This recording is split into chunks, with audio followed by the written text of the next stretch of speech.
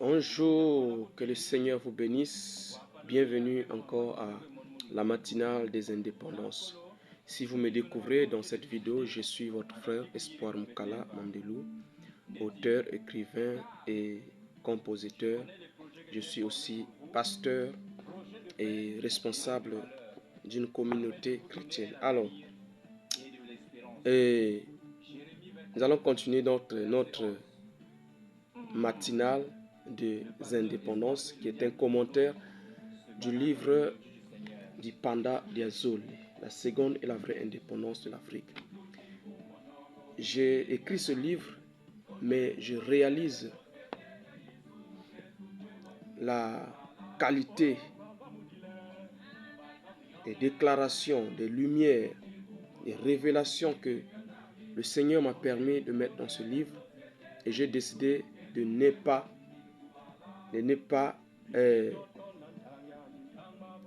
vous faire manquer, c'est-à-dire de tout faire pour que vous puissiez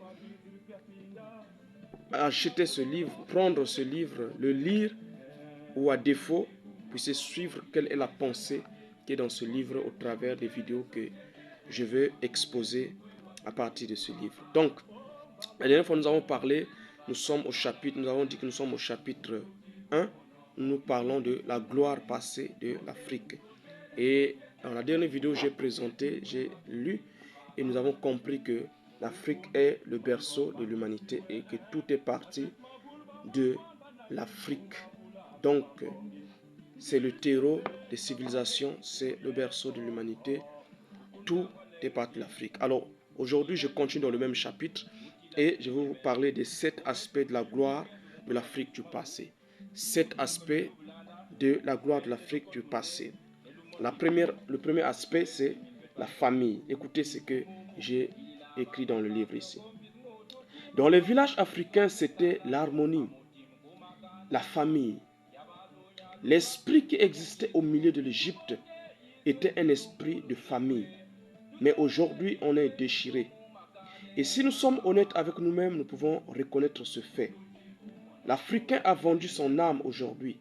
On a sacrifié sur l'autel de l'avidité, de l'argent et du pouvoir. Ce qui fait que la qualité des relations africaines est perdue. En retour, on voit nos frères et nos sœurs comme des éléments à monnayer.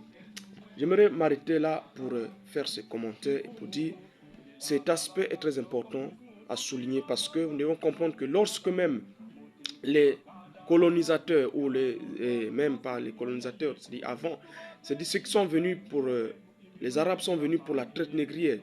Il faut savoir que c'est parce que cela était possible, cela a été rendu possible parce que l'Afrique avait perdu déjà à cette époque-là cette qualité ici, ou cet esprit de famille.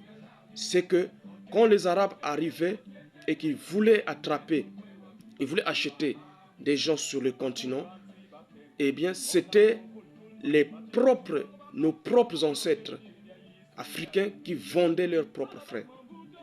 Et c'est eux qui les attrapaient, c'est eux qui donc, nos propres frères, nos propres enfants étaient regardés comme des éléments à monnayer. Et je l'ai signifié dans le chant que j'ai chanté, Kimpwanza, pour accompagner ce livre. J'ai signifié cet aspect-là. Donc, et avant que l'Afrique ne tombe, ce n'était pas le cas. En Afrique, c'était la famille qui prévalait. C'était la famille l'esprit, la notion de famille. C'était ça qui dominait. Mais lorsque l'Afrique a perdu cette notion-là, au fur des générations, et les choses ont commencé à aller mal pour elle, jusqu'à ce que, lorsque les Arabes sont arrivés donc sur le continent pour faire le commerce des esclaves, l'Afrique était déjà faible, prédisposée à... elle était déjà faible parce que il n'y avait plus cette barrière, cette notion de la famille. elle était perdue. Ce qui faisait que l'ennemi pouvait entrer sur le terrain et tourner un Africain contre un autre Africain. Et c'est le plus grand mal qui existe aujourd'hui. Même lorsque nous parlons de seconde vraie indépendance, ce qui freine encore l'élan des indépendances authentiques en Afrique, c'est que jusqu'à aujourd'hui, l'Africain est toujours prêt à vendre son frère pour un intérêt personnel. Et c'est ce que déplore, et nous déplorons cela dans ce livre. Je dis ici, c'est exactement ce qui est arrivé aujourd'hui en Afrique. C'est-à-dire l'esprit qui était au milieu de l'Afrique a disparu. Celui qu'on appelle africain est celui-là qui respecte la notion sacrée de la famille.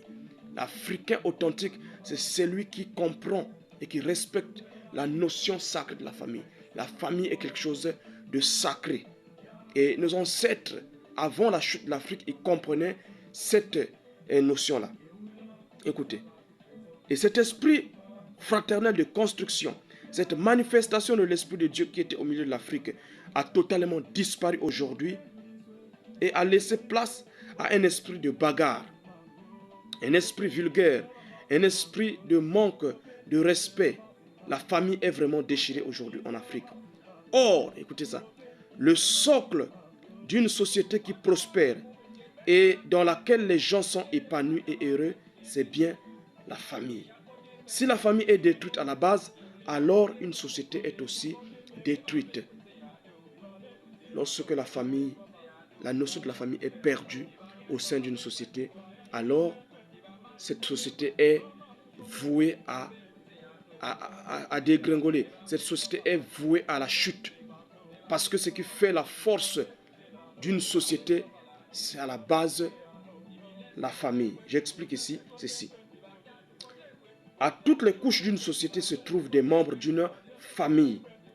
Pour que les choses marchent, il faut que ces membres de la société soient responsables, qu'ils soient intelligents, qu'ils soient brillants et qu'ils manifestent vraiment de bonnes qualités.